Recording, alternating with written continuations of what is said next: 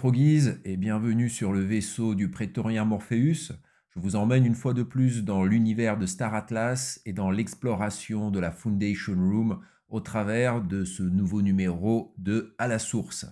Donc, à nouveau, nous allons nous plonger dans ce channel privé de Star Atlas où on peut échanger avec le créateur de Star Atlas, l'un des fondateurs de Star Atlas, ainsi que les développeurs du jeu, et où on peut leur poser toutes les questions que l'on souhaite, et ils y répondent avec grand plaisir et moult détails.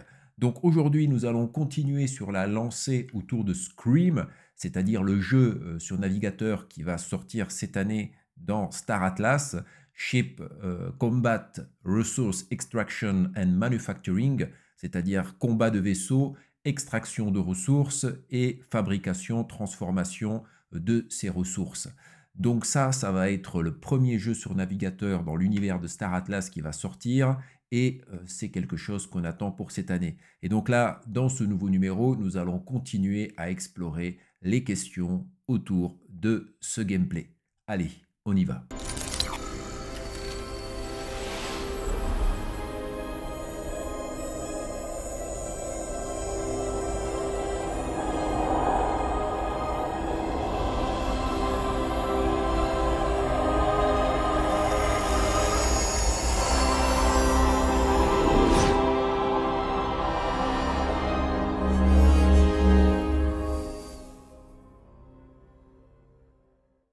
Alors évidemment, mon Froggy, si tu n'es pas encore abonné à la chaîne, eh bien, qu'est-ce que tu attends? Abonne-toi, partage, commente, mets un petit pouce bleu, fais tout le nécessaire pour soutenir mon travail ici sur YouTube si le contenu que je te partage, que je te propose, t'intéresse.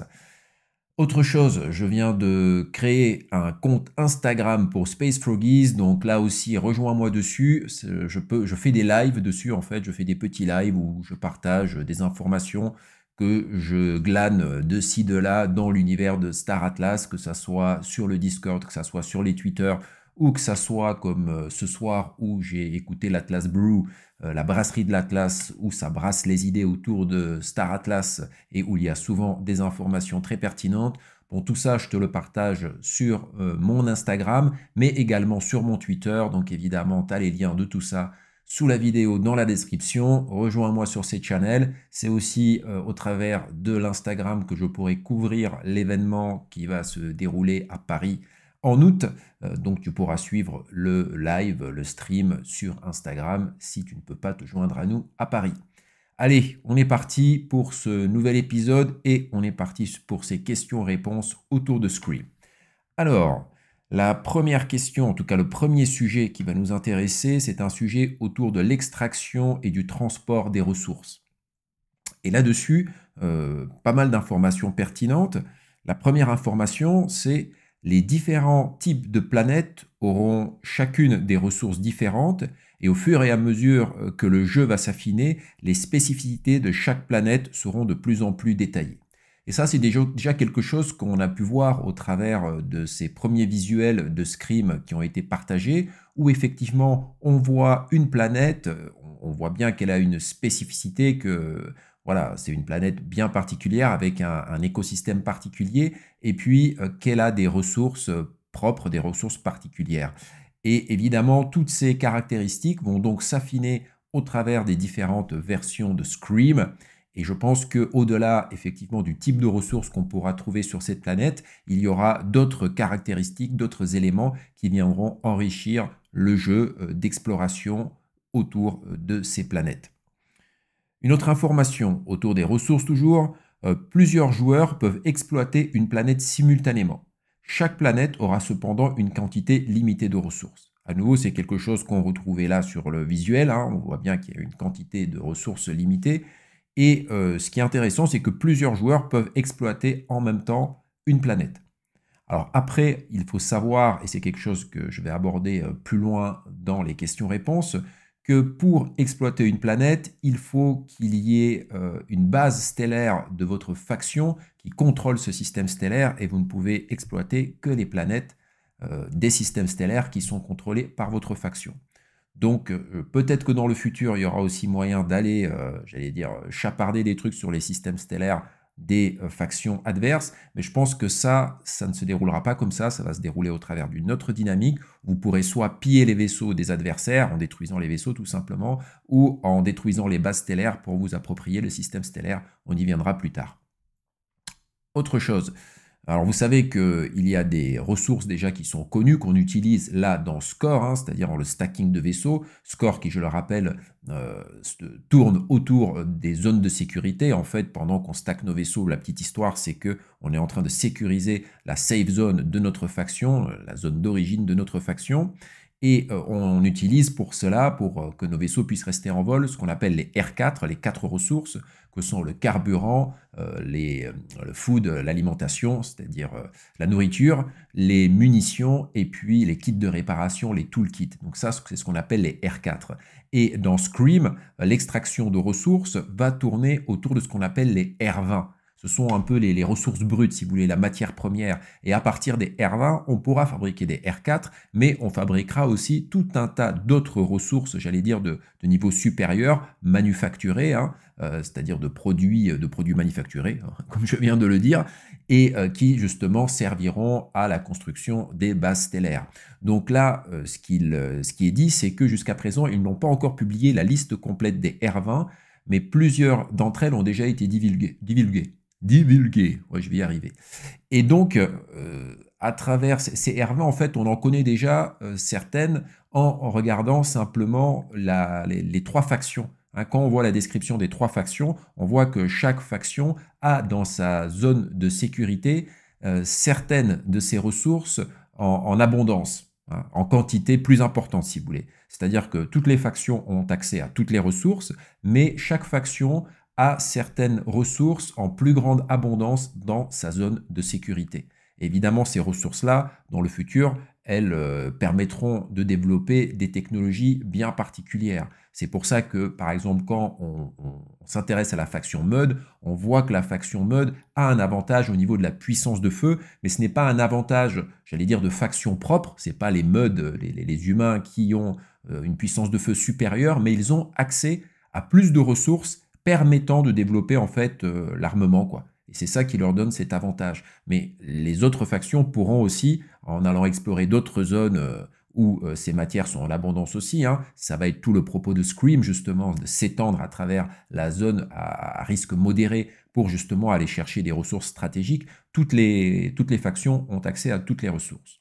Donc tout ça pour dire qu'on connaît déjà certaines ressources. Si vous allez regarder les 3 factions sur le site de Star Atlas, vous allez voir les différentes ressources qui sont plus en abondance dans la zone de chacune de ces factions, et ça vous donnera déjà, me semble-t-il, bien une dizaine de ces R20, et il y en a encore d'autres, donc il y en a 20. Hein.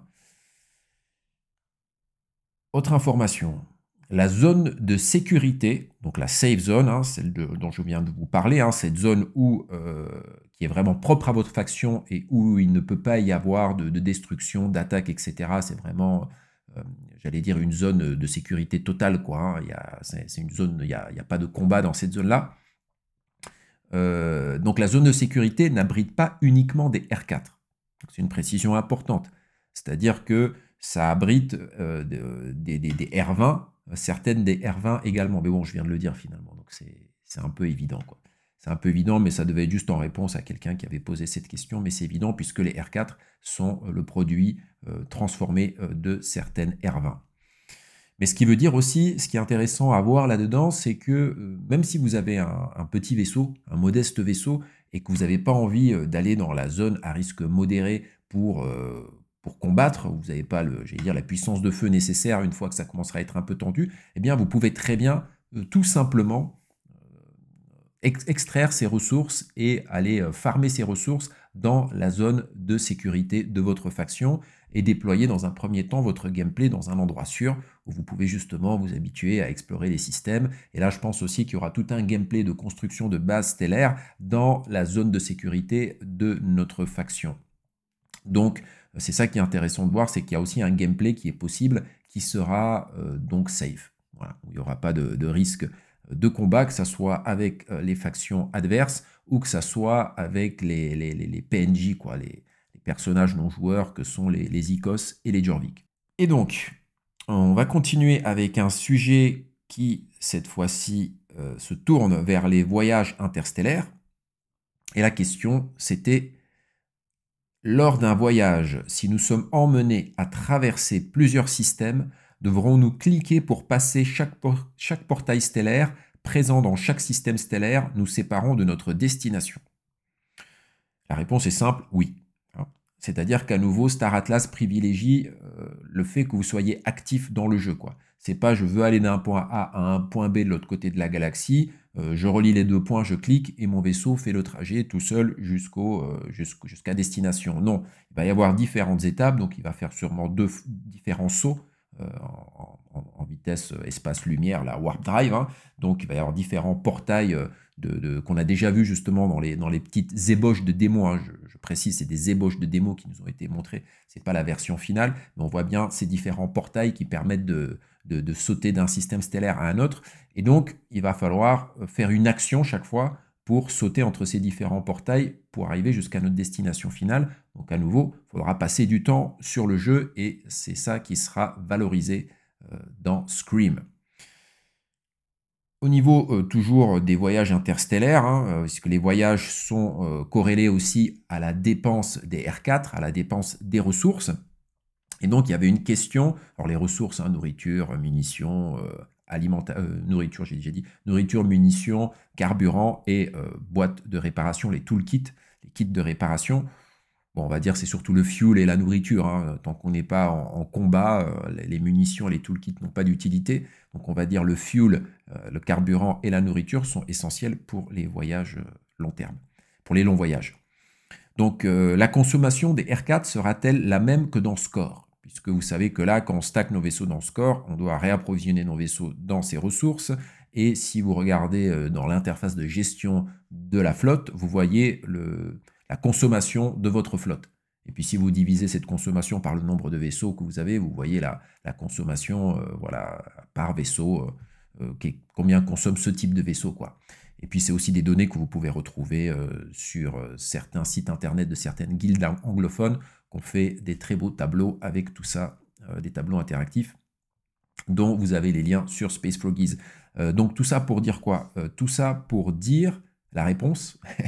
Ouais, je suis un peu calme, vous avez vu, hein, je suis calme ce soir. Bah ouais, parce qu'il est tard. Et en fait, la petite histoire, c'est que j'ai déjà tourné cette vidéo une fois. Et en fait, il n'y avait plus de batterie dans la caméra et j'ai continué à tourner. Et voilà, j'avais pas mon retour ici sur l'image. Et du coup j'ai parlé tout seul pendant 45 minutes. Donc voilà. Et ensuite, il y a eu l'Atlas Brew que j'ai écouté. J'ai cuisiné du saumon. Et là, je remets une couche. Donc, du coup, Morpheus est calme ce soir. Il est zen. Et donc, la réponse, quelle était la question déjà, hein, si vous vous souvenez? Bon, bref. La réponse est que la consommation de R4 est en pleine refonte. C'est-à-dire qu'il revoit la consommation de R4 pour Scream par rapport à Score. Donc, il n'y aura pas, à mon avis, des différences gigantesques, puisqu'il y avait déjà toute une réflexion dans Score. Enfin, ils n'ont pas mis la consommation de ressources par hasard, puisque les vaisseaux, selon l'équipage, selon la taille, etc., tout ça, c'est pris en compte dans Score. Mais là, ça sera encore plus affiné dans Scream, puisqu'évidemment, là, on va vraiment se déplacer, nos vaisseaux vont vraiment se déplacer, interagir. Enfin, il y a quand même énormément de paramètres supplémentaires qu'ils ont à prendre en compte. Et donc, il y aura une refonte. En plus, ils disent pleine refonte de la consommation de R4. Ok.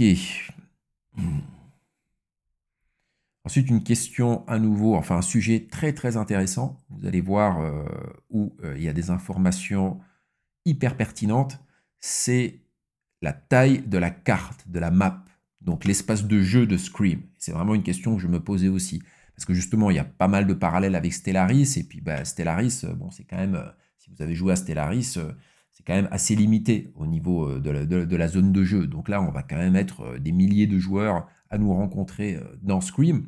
Donc, effectivement, il y a des questions autour de ça. Et la question, c'est, avez-vous déjà une idée, alors c'est pas moi, hein, je rappelle, hein, qui pose ces questions-là, enfin certaines oui, mais là justement non. Avez-vous déjà une idée de la taille de la carte au niveau des zones à risque modéré, Middle Risk Zone, MRZ, relative à chaque faction? Par exemple, combien de joueurs pourront être dans la même région en même temps? Ok, c'est clair, je crois.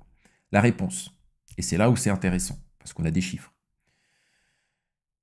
Nous visons environ 3 à 8 planètes par système stellaire. 3 à 8 planètes par système stellaire.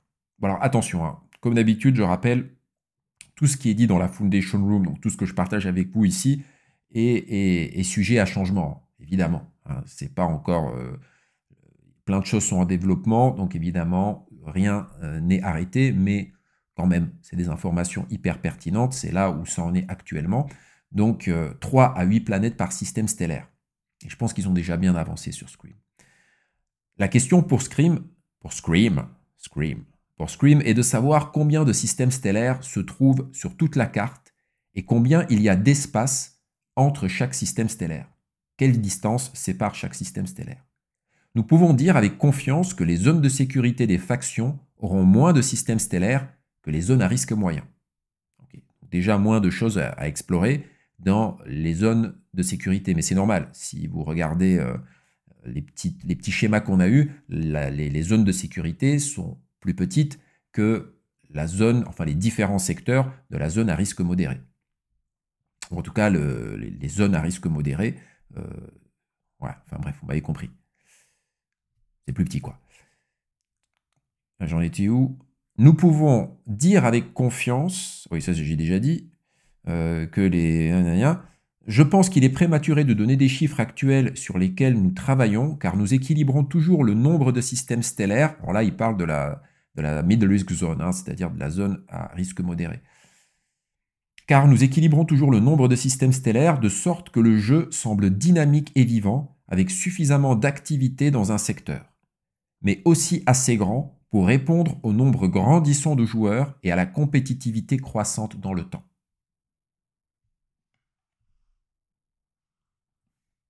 J'ai eu un petit moment de... j'ai eu un petit moment de flottement, parce que je me suis dit, est-ce que j'ai lancé l'enregistrement audio? Ouais, je l'ai lancé, tout va bien. Je vérifie quand même, parce qu'alors là, je ne le tourne pas 3 fois. Et donc voilà, ça c'est fondamental. Enfin, pour moi aussi, c'est fondamental. Pour moi, ce qui était fondamental, c'est qu'il y ait suffisamment de place pour qu'il y ait de l'exploration. Pour pas que chaque fois que je débarque dans un secteur, il y ait plein de monde qui soit là à se chamailler pour le système stellaire, etc. Quoi. Qu'il y ait vraiment ce côté Star Trek, que je pars explorer l'espace lointain et j'ai vraiment plein de secteurs sauvages, quoi, où il va y avoir par contre les PNJ, quoi. Donc il va y avoir le côté PVE, où vous allez faire face aux Icos principalement, mais aussi aux Jorvik, donc à ces deux factions bannies, comme on les appelle, et les Jorvik qui sont plutôt voilà, les pirates, un peu le côté racaille, bandit, quoi, et puis les Icos qui sont une espèce d'écologistes militants, très très militants, puisque voilà, ils sont bien armés aussi. Et d'ailleurs, si vous voulez en apprendre un peu plus, allez sur Space Froggies, j'ai traduit quelques articles, enfin quelques histoires qui ont déjà été écrites autour de ça, et que je vous invite vraiment à découvrir, parce que ça permet vraiment de comprendre un peu l'univers de Star Atlas. Donc voilà, donc pour moi c'était important qu'il y ait ce côté Far West, quoi, zone sauvage, mais en même temps que ça soit pas non plus l'espace vide et froid partout, et que tu tombes jamais sur personne, quoi. Que quand même tu rencontres du monde. Donc voilà, ils sont en train de gérer cet équilibre, et puis je pense que ça va être dynamique, puisqu'ils vont s'adapter au nombre de joueurs qui vont arriver sur Star Atlas. Petit instant T.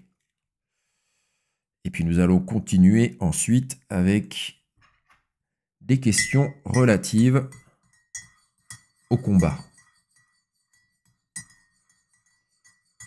Ouais. Patience.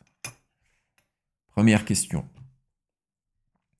Y aura-t-il différents types de bombes, comme des bombes anti-vaisseaux, des bombes de terraformation, des EMP, hein, vous voyez, dans Matrix, ces bombes-là qui vont neutraliser tous les systèmes électriques électroniques, qui vont détruire tous les systèmes électriques électroniques, etc. Réponse. Nous avons actuellement 8 types de dégâts différents.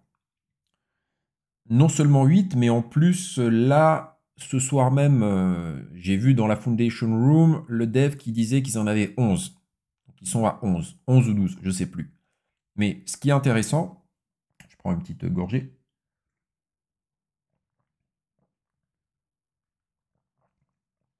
un petit peu de citron là. Ce qui est intéressant, c'est que ça nous montre que le système de combat dans Scream est quand même détaillé, quoi. Parce que pour ceux qui connaissent Stellaris, les systèmes de combat sont vraiment basiques, hein. Tout se joue en fait au niveau de la composition de notre flotte dans Stellaris. Voilà. Et après, une fois que les combats sont lancés, ils sont lancés. Mais il n'y a pas de détails au niveau des dégâts, etc. C'est pas très précis là-dessus. Après, peut-être que je me trompe, j'ai pas joué à Stellaris tant que ça, j'ai juste un peu joué. Donc si vous êtes un expert, vous me corrigerez peut-être en commentaire. Mais là, ce que je trouve intéressant, c'est qu'effectivement, il y ait des 11 types de dégâts, et 11 ou 12, je ne sais plus, mais en tout cas, qu'on voit qu'il y a quand même un affinement, qu'il y aura quand même voilà, vraiment une technicité, un détail dans le combat qui est intéressant, et je pense que justement, les différents types de dégâts vont avoir différents types de conséquences, évidemment, et donc tout ça, ça emmène toujours des questions de gestion stratégique au niveau du combat. Et puis, je pense aussi qu'il y a des vaisseaux, des types de vaisseaux qui seront vulnérables à certains types de dégâts, à certains qui auront plus facilement certaines problématiques. Donc, ça sera intéressant justement de composer les flottes selon tout ça. Mais tout ça, ça va se faire par l'expérience en jouant. On continue avec les questions autour du combat. Et là, il y en a une qui est super intéressante. Il a été dit que le combat sera basé sur le score de combat, la puissance de feu. Donc en fait, chaque flotte aura un score, une caractéristique de combat, quoi, une espèce de note, quoi, et que les combats seront basés là-dessus. Donc la question c'est, ce score est-il par vaisseau ou par flotte? Okay. Donc est-ce que c'est un score global pour toute ma flotte, ou est-ce que chaque vaisseau a son propre score? Et là, la question continue. Vous voyez, hein, je suis au ralenti, là, ce soir. Exemple, si j'ai deux flottes de 3 vaisseaux chacune, non, si 2 flottes de 3 vaisseaux chacune entrent en combat. Scénario 1. Le combat sera-t-il résolu en prenant la puissance de combat totale de la flotte 1 par rapport à la flotte 2? Ou, scénario 2, chaque vaisseau aura sa puissance de combat propre en fonction de ses spécificités, avantages et capacités. Ainsi, le score de combat vaisseau contre vaisseau sera évalué pour déterminer les dégâts ou la destruction, et cela continuera jusqu'à ce qu'une flotte batte en retraite ou soit détruite. Donc vous comprenez les deux cas de figure que cette personne-là soulève dans sa question. Premier cas de figure, il y a un score de puissance ou de combat global de la flotte, et mettons flotte A à 7, flotte B à 5, donc voilà, flotte A gagne sur 7 contre 5, quoi, bref. Ou alors, est-ce que chaque vaisseau au sein de la flotte aura son score de combat, sa puissance de feu, et va attaquer un vaisseau spécifique au hasard, peut-être dans la flotte adverse, et là on va résoudre les combats comme ça, un par un, jusqu'à qu'il reste plus de vaisseaux, ou jusqu'à ce qu'il y en a un qui batte en retraite. Vous voyez l'idée, quoi. Réponse. Excellente question.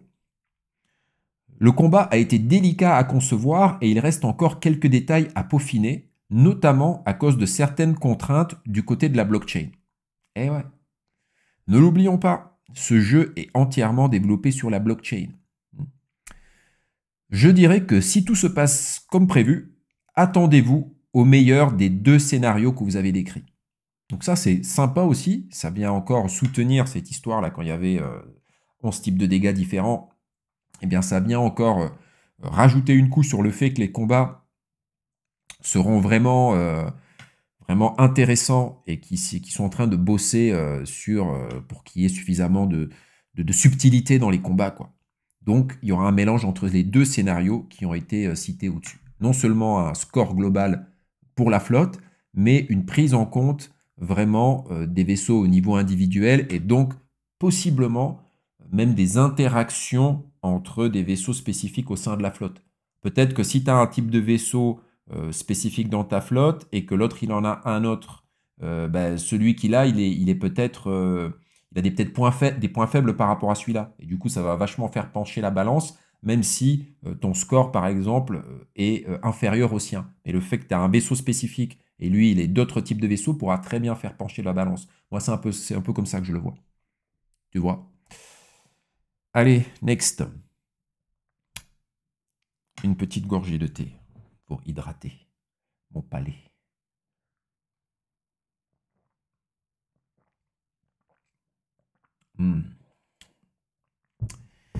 Information. Vous pourrez piller, récupérer les cargaisons des flottes détruites, pour ceux qui ne le savaient pas encore. La récupération des butins est prévue dès la première version de Scream, c'est-à-dire Scream V0, version 0.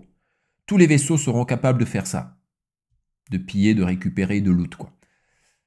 Et ça ne sera pas seulement les vaisseaux de type salvage, puisque vous savez qu'il y a des vaisseaux salvage, des vaisseaux de récolte, voilà, ceux qui ramassent tout ce qui traîne dans l'espace. Il y a une catégorie de vaisseaux spécifiques. Mais là aussi, comme vous le savez, n'importe quel type de vaisseau, enfin tous les vaisseaux peuvent tout faire dans Star Atlas.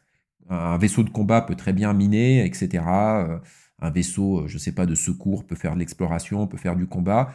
Évidemment, avec une efficacité variable, ça on le sait aussi. Donc sûrement que les vaisseaux de salvage seront beaucoup plus efficaces pour loot et récupérer les butins. Une fois une flotte détruite, eh bien si vous avez un vaisseau de salvage dans votre flotte, ça ira plus vite pour tout ramasser. Un truc dans le genre, je pense. Ou peut-être même qu'il sera capable d'en ramasser un peu plus, quoi. Parce que je pense que là aussi, peut-être qu'on récupère pas l'intégralité, quoi. Que tout dépendra justement du type de vaisseau que vous avez, qu'est-ce qu'ils sont capables de ramasser, etc. Autre information. La technologie furtive ne fait pas partie de la version 0 de Scream. La furtivité concerne la suppression de la production d'énergie et le degré de sensibilité d'un vaisseau à être repéré par les radars adverses. Donc plus la furtivité est supérieure, plus un vaisseau a une technologie furtive de qualité, et bien plus en face, il faudra un radar de niveau supérieur pour détecter ce type de vaisseau.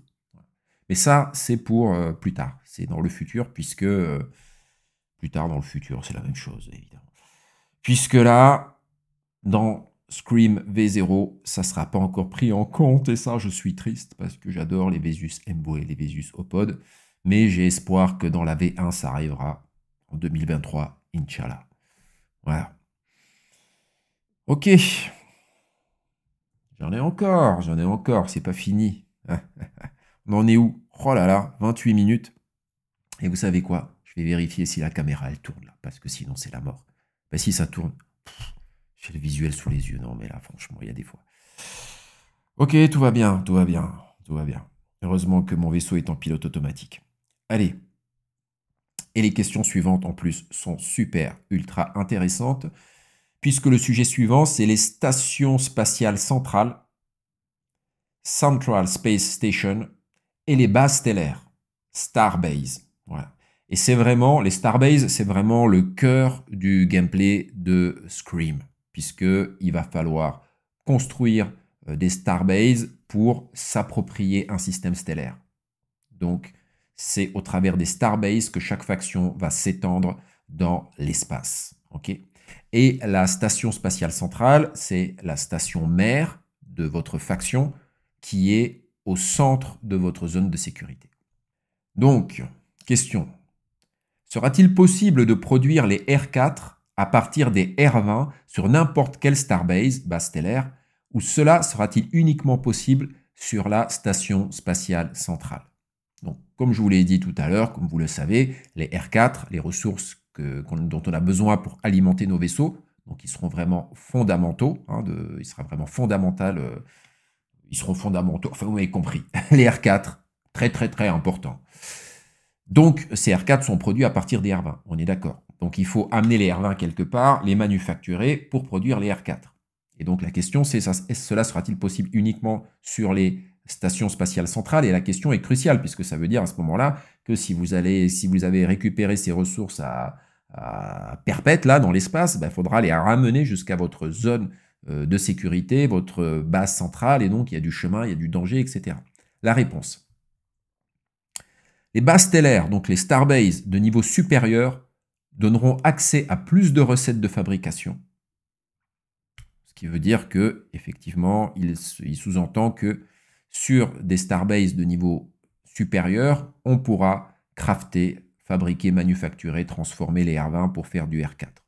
Et en plus, il rajoute, mais je dirais que puisque les R4 sont essentiels pour jouer, puisque c'est ça qui alimente les vaisseaux, et Scream, c'est les vaisseaux. Hein. J'allais dire, il y a quelqu'un qui me demandait qu'est-ce qui est pertinent pour Scream qui arrive à acheter sur la marketplace, parce qu'il y a des équipages aussi qui sont en vente, il y a différents collectibles, voilà, il y a des skins, il y a plein de trucs. Non, le seul truc là qui va servir dans Scream V0, c'est les vaisseaux. Donc ils ont besoin des R4 pour tourner. Donc il dit, puisque les R4 sont essentiels pour le gameplay de Scream, vous pouvez vous attendre à déverrouiller la fabrication des R4 dès les premiers niveaux d'une Starbase. Okay, donc ça veut dire, voilà, les Starbases, elles vont sûrement commencer au niveau 0, et je pense que dès le niveau 1, dès le premier niveau, elles pourront manufacturer, transformer des R20 pour produire des R4, quoi, pour permettre un gameplay fluide, évidemment. Pause.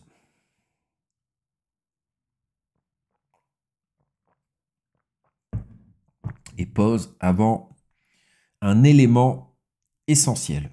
Mais je pense que la plupart de vous, gamers aguerris, vous l'avez déjà déduit. Vous ne pouvez miner que sur les planètes des systèmes stellaires que votre faction contrôle avec une base stellaire, avec une Starbase. Voilà.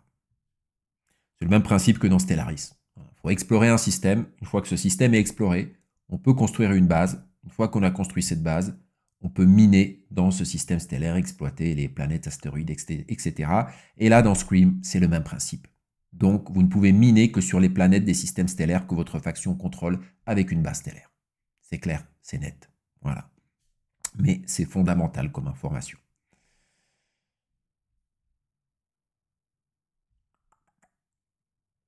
Question suivante.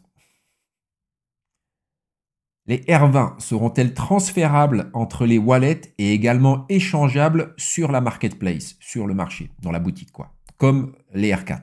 Okay, actuellement, quand vous avez besoin de R4, vous allez sur la marketplace et vous achetez ces R4 sur la marketplace de Star Atlas. Et la question c'est, est-ce qu'on pourra faire de même avec les R20 qui seront récoltés dans Scream? Ça veut dire, est-ce qu'on pourra, de notre vaisseau, les emmener vers notre wallet et de notre wallet, éventuellement les mettre en vente sur la marketplace, voilà, comme on vendrait n'importe quel token, n'importe quelle crypto-monnaie, voilà, sur un exchange.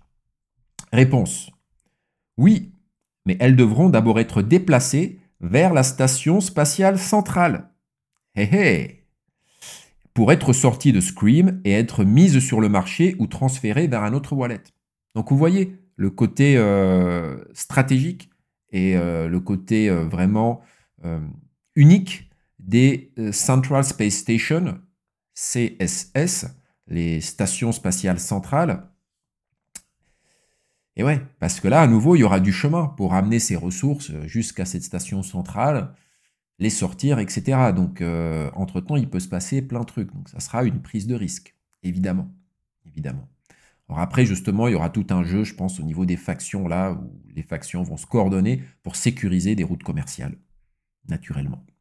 Mais qui seront sûrement plus longues, peut-être, pour certaines. Enfin, tout dépendra. Voilà, on est sur un jeu de conquête de territoire, là, au début, et de gestion de ressources, en tout cas de course à la ressource.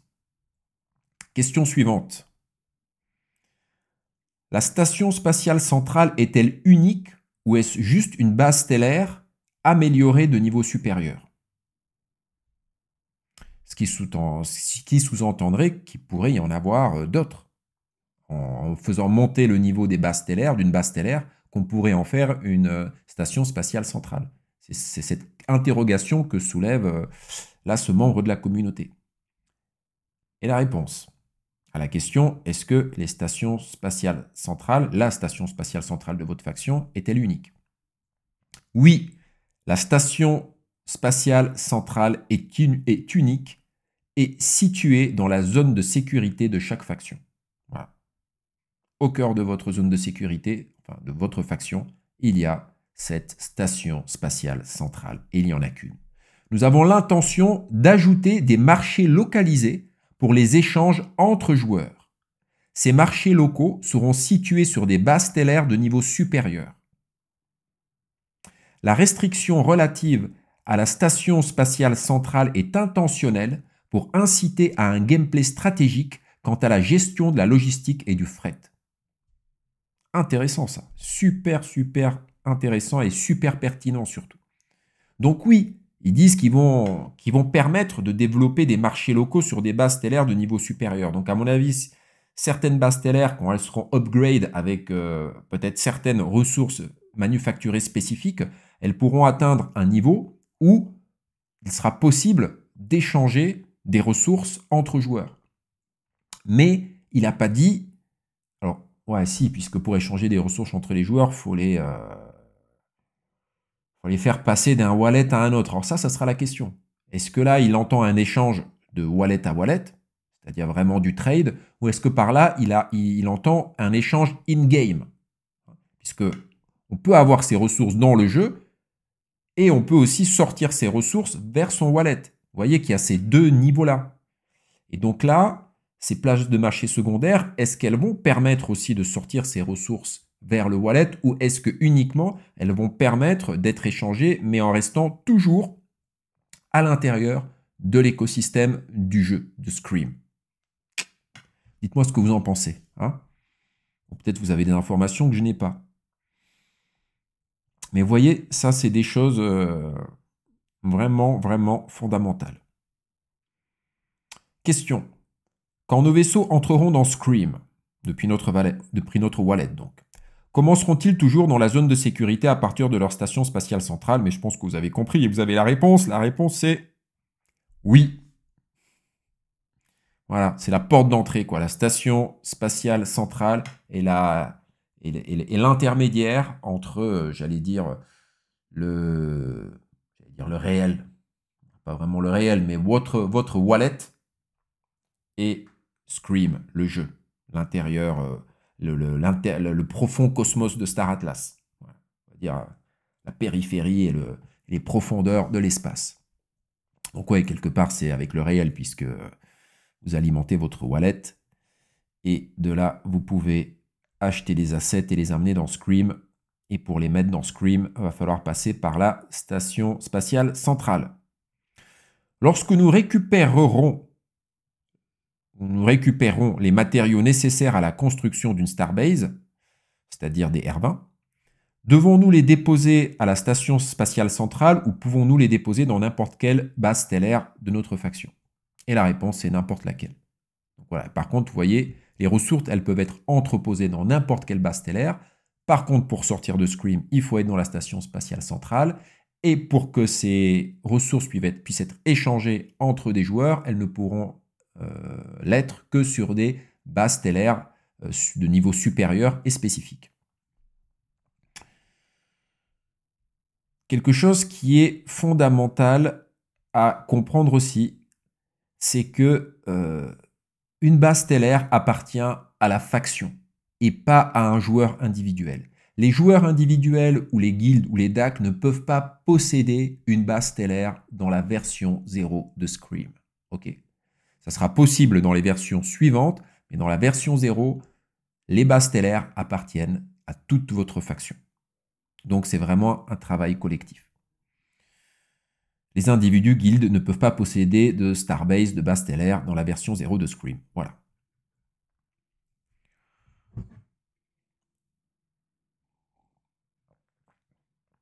Vous demandez quand est-ce que Morpheus va s'endormir.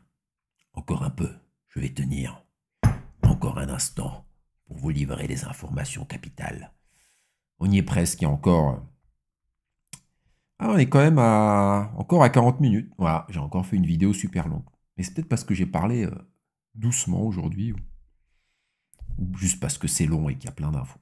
Chaque fois, je me dis, il n'y en a pas tant que ça, hein. J'ai pas 40 000 pages, et pourtant, il y a de l'information.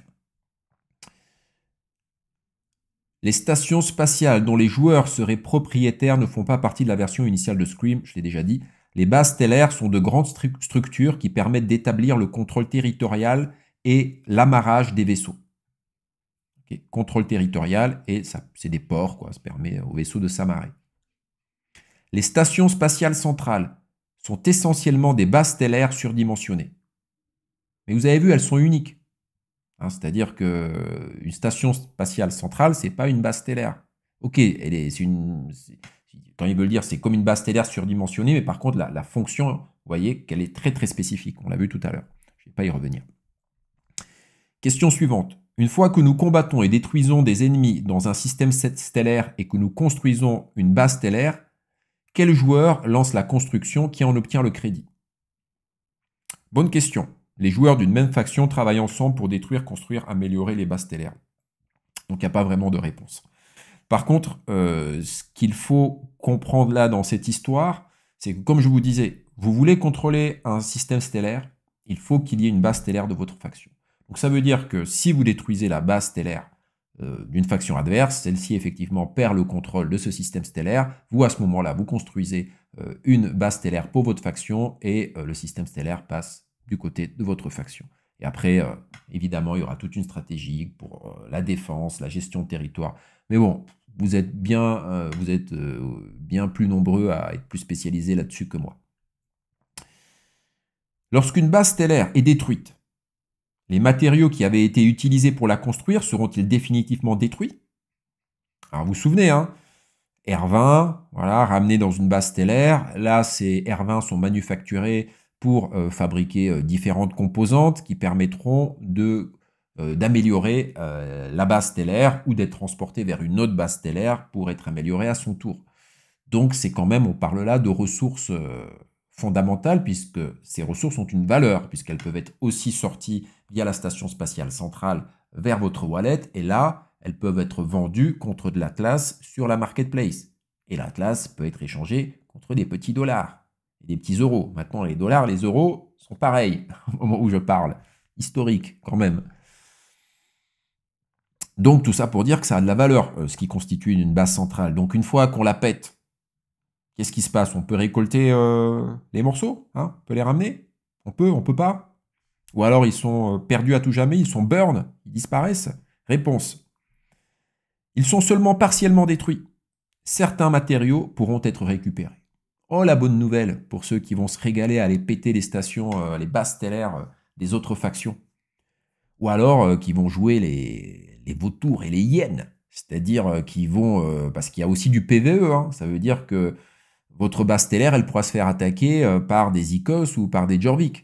Et donc peut-être qu'il y en a qui joueront un peu justement les vautours, et ils attendront que des Icos ou des Jorvik détruisent une base stellaire, et puis ils passeront derrière pour récupérer des trucs. Ce qui peut être une stratégie justement pour des joueurs qui ont des petits vaisseaux, qui n'ont pas des flottes suffisamment puissantes pour aller détruire une base stellaire, et qui n'ont peut-être pas décidé de jouer collectif au sein d'une faction, d'une guilde pour se coordonner dans le jeu, qui se la joue loup solitaire ou pirate solitaire.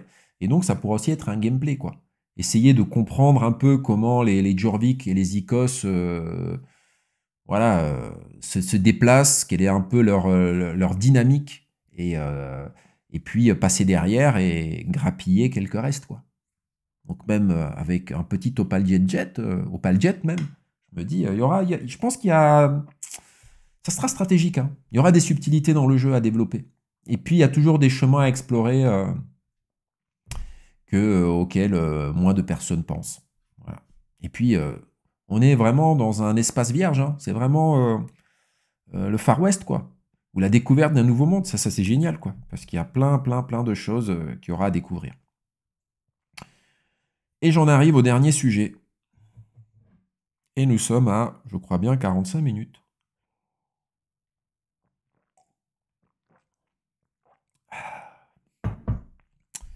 Et le dernier sujet tourne autour d'un vaisseau. Un type de vaisseau qui m'est particulièrement cher. C'est les vaisseaux de rescue, de sauvetage. Et le Calico Ivac et le Calico Medtech actuellement. Hein, on a un vaisseau de taille M, le Calico Ivac, et puis un vaisseau de taille S qui est arrivé avec la GAO 2, qui est le Calico Medtech, qui d'ailleurs, à l'heure où je tourne ces vidéos, est à des prix plus que attractifs par rapport à son prix de lancement, le Medtech. Et je pense justement que dans les versions suivantes de Scream, quand le jeu va vraiment s'affiner, tous ces vaisseaux de soutien, vaisseaux de secours, mais aussi les vaisseaux de réparation, vont avoir une place de plus en plus cruciale.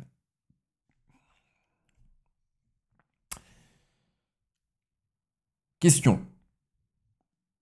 Dans sa configuration actuelle, je ne sais pas si c'est vraiment une question, une constatation en tout cas d'un membre de la communauté. Dans sa configuration actuelle, le Calico MedTech peut stocker 2 modules de sauvetage au niveau de sa queue pour le déploiement et un dans la cabine.